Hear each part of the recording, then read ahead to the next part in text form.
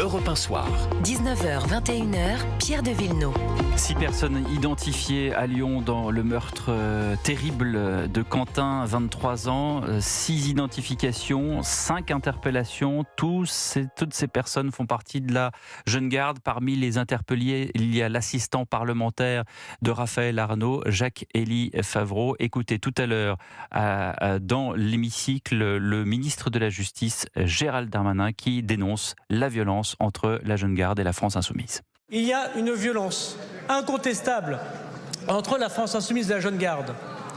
Monsieur Mélenchon disait le 30 avril 2025, c'est une organisation alliée, liée au mouvement insoumis.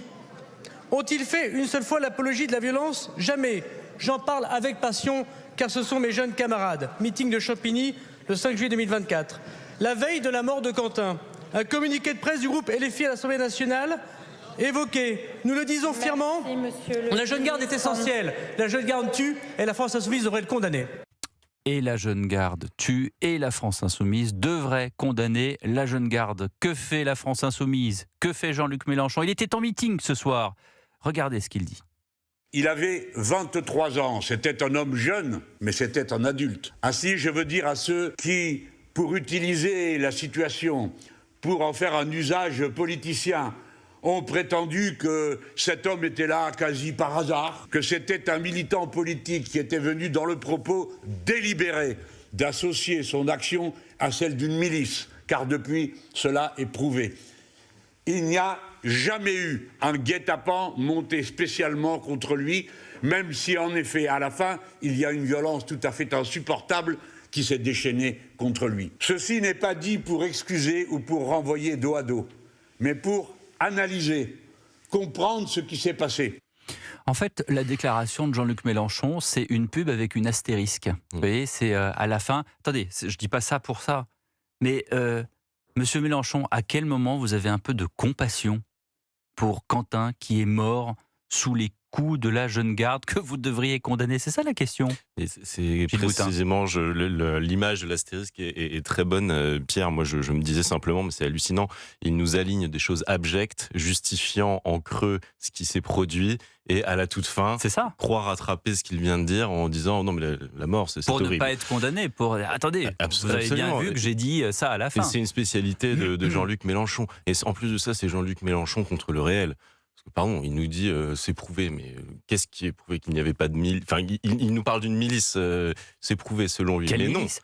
Non, milice? On le sait, il est venu, Quentin, pour donner un coup de main. Exactement, on parle de garçons pour donner un coup de main aux filles de Némésis, c'est des filles. Des filles qui se sont, pour certains, fait violenter à cause de leur intervention, et pendant ce temps-là, les jeunes garçons qui étaient là pour les protéger étaient occupés par d'autres de la jeune garde, donc incapables d'agir et de faire ce pourquoi ils étaient présents, c'est-à-dire protéger des jeunes filles qui, au passage, se battent simplement pour faire valoir leur droit à être en sécurité dans l'espace public, un espace qui est menacé par une insécurité alimentée par une immigration. Et ça, c'est pareil, c'est le réel qui est rejeté par LFI et par toute la gauche dans son ensemble et surtout l'extrême gauche. Donc ce à quoi on assiste, c'est au travestissement systématique de la réalité. Mais ça, c'est une spécialité révolutionnaire. Jusqu'à quand est-ce que ce travestissement, cette méthode Mélenchon va marcher? C'est ça la question. Jusqu'au bout. Est-ce qu'à un moment donné, vous ne pensez pas que ça va être contre-productif? Ou alors les gens, pardonnez-moi, sont trop dans un dogme, dans une idéologie, en disant de toute façon, moi, il n'y a que Mélenchon qui peut me sauver et c'est pour lui que je vais voter. Je pense que ça ne s'arrêtera pas. C'est-à-dire qu'il faudrait vraiment que la dialectique de Jean-Luc Mélenchon se retourne contre lui pénalement, qu'il y ait un acte positivement répréhensible et incontestable qui soit commis par lui. Pour le reste, ces outrances... Là, indirectement, on va voir ce que dit l'enquête. Mais ce Jacques-Élie Favreau, qui est l'assistant parlementaire de Raphaël Arnaud, s'il y a une interpellation, il y aura une garde à vue. S'il y a une garde à vue, il y a peut-être une mise en examen. S'il y a une mise en examen, il y aura peut-être une condamnation. On verra ce qu'il en est. On verra aussi les répercussions sur Raphaël Arnaud. Alexandre Malafaille. Oui, en fait, plus j'observe Jean-Luc Mélenchon, plus j'ai vraiment l'impression de voir un chef de secte, un gourou. Il agit sur son entourage comme quelqu'un qui exerce une emprise absolument fascinante. Et tout procède de lui. C'est-à-dire qu'il est vraiment la pierre angulaire, la clé du dispositif. Il tient tout. Et tout repose sur lui. C'est lui qui pense, c'est lui qui réfléchit. La République, c'est moi. Exactement. Non, mais Vous vous souvenez de la perquisition. Et d'ailleurs, à chaque fois que quelqu'un dans son organisation a voulu se mettre un peu en travers, il les a dégagés, shootés. Il garde une espèce de fan club, mais qui n'est pas un fan club, qui est un membre un premier cercle d'une secte extrêmement déterminé et redoutable, parce que le chef les hypnotise. Ils sont Les maraboutes. Exactement. Et ça, c'est redoutable parce qu'on ne sait pas combattre ça. Parce que ce personnage qui devient un ennemi public, pour moi, un ennemi public numéro 1, parce qu'il délivre aujourd'hui des permis de violence dans ses propos, dans ses actes, dans ce qu'il fait, dans ce qu'il dit, dans sa rhétorique, dans cette capacité, en fait, à dire tout et son contraire, mais à retomber toujours sur ses pieds, parce qu'il a une agilité formidable.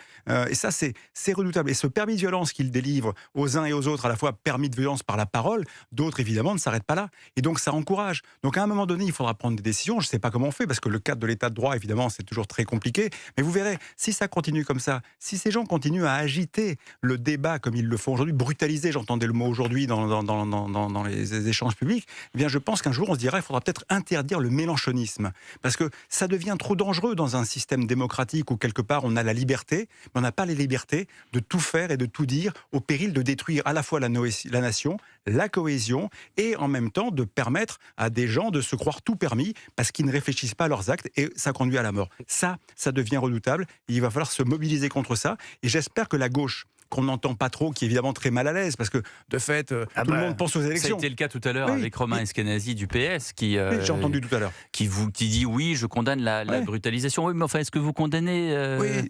Extraordinaire. Oui, mais non, je condamne la brutalisation. C'est inopportun. Il a dit inopportun. Inopportun. Non, mais franchement, le terme. Non, mais c'est là, ils sont tous dans la mouise, parce qu'il y a des élections. Mais parce qu'au bout du bout, il y a des élections. Quand il y a le choix entre LFI et RN, ils votent qui ? Ils votent LFI, bien sûr. Ouais, bien sûr. Mais sans bouger, sans scier. C'est ça. Ça me fait penser qu'il y a une asymétrie des valeurs, soi-disant. C'est ça. Ça me fait penser que la classification de LFI à l'extrême gauche, qui a été décidée par le ministère de l'Intérieur, très opportune, et juste avant. Et juste avant, effectivement, que la mort de Quentin n'intervienne, et ne tombe pas si mal, finalement. C'est qu'à un moment donné, il faut prendre des décisions. Il y a toujours des caps qui sont franchis. LFI a installé a habitué à ce bordel, à cette bordélisation de la vie à l'Assemblée nationale, cette ambiguïté permanente par rapport à la chose qu'est la violence dans la société. Et à un moment donné, il faut s'ajuster. Et donc, effectivement, la reconnaissance de l'appartenance de LFI à l'extrême gauche, qui a fait crier dans les chaumières de LFI, vient finalement nous confirmer effectivement ce qu'est Jean-Luc Mélenchon dans ses discours que vous venez de passer. L'ambiguïté est permanente, et je le répète, c'est le propre d'une dialectique révolutionnaire que de manier l'ambiguïté en permanence, à la fois pour rester dans ce qu'on appelle l'arc républicain, profiter de ce que les institutions nous apportent, c'est-à-dire une légalité, une respectabilité apparente, mais dans le même temps, faire monter des méthodes, des intimidations, une pression qui sont de nature à compenser le manque de voix qu'on a dans la société, donc le compenser par cette pression, cette intimidation. Et ça, c'est vraiment nocif pour le débat public.